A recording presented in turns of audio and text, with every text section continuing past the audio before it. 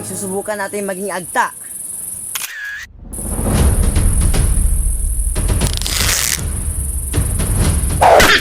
Ngayong araw ay susubukan kong maging agta sa gitna ng kagubatan na ako lang mag-isa. Pero bago ang lahat ay nag-approach muna ako ng uling sa aking katawan para mas maging agta tayong tingnan.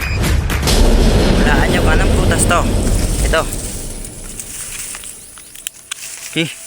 Ang mga agta ay naninirahan sa kagubatan at ang kanilang ginagawa ay panghuhuli ng hayop para maipakain sa kanilang mga pamilya. Kadalasan natin sila makikita sa internet o sa mga TV. Pero sa aking pagsa-challenge, ang hirap pala maghanap ng pagkain ng mga agta. Bakit ko nga ba ginagawa ito? Gusto ko kasi ma-experience kung gaano kahirap ang mga agta tumira sa kagubatang ito at maghanap ng mga pagkain. Aakyat tayo sa bundok at kung may masugatan tayo ngayon ng mga tao, balas Batman, wala na ulaw-ulaw ni guys. Ganito kahirap maghanap ng pagkain ng mga ita pala guys. So, maghanap tayo ngayon ng pagkain. Iwan ko lang kung tayo maghanap nito, gutom na tayo. At kung sa maniniwala kayo sa akin guys o hindi, andito tayo ngayon sa gitna ng kabundukan. Kung sa makita mo yung background natin, oh, grabe guys, mahirap pala maging ita. Pwede na kaya maging tae.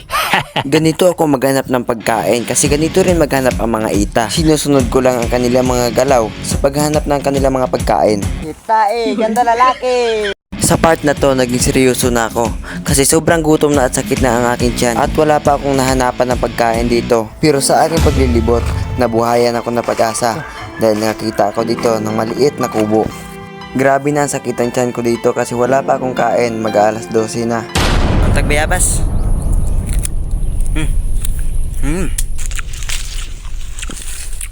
Naghanap ako dito ng mga bunga ng bayabas para mabigyan naman ng solusyon ang sakit ng aking tiyan hanggang sa nakarating ako sa malaparaisong mga lugar. Sobrang ganda talaga ng view dito guys at grabe, dito talaga ako nagpahinga kasi malakas pa dito yung hangin.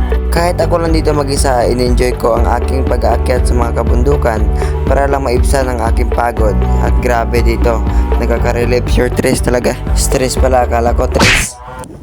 Heto ang tinatawag na Mount Kamugaw. Grabe, sobrang ganda dito guys at pwede kayo mag-date dito kasama ang iyong jowa. Pero pag wala kang jowa, same tayo. Natin makikita masyado yung view kasi nga yung camera natin pang Android lang tapos yung wala tayong drone. Pero pag may drone tayo guys, so grabe, sobrang ganda talaga dito.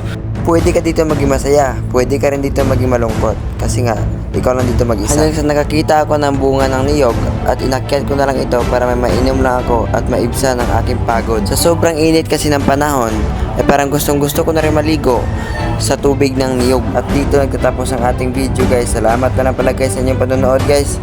So ako mura ko direk buang, bahala na na eh.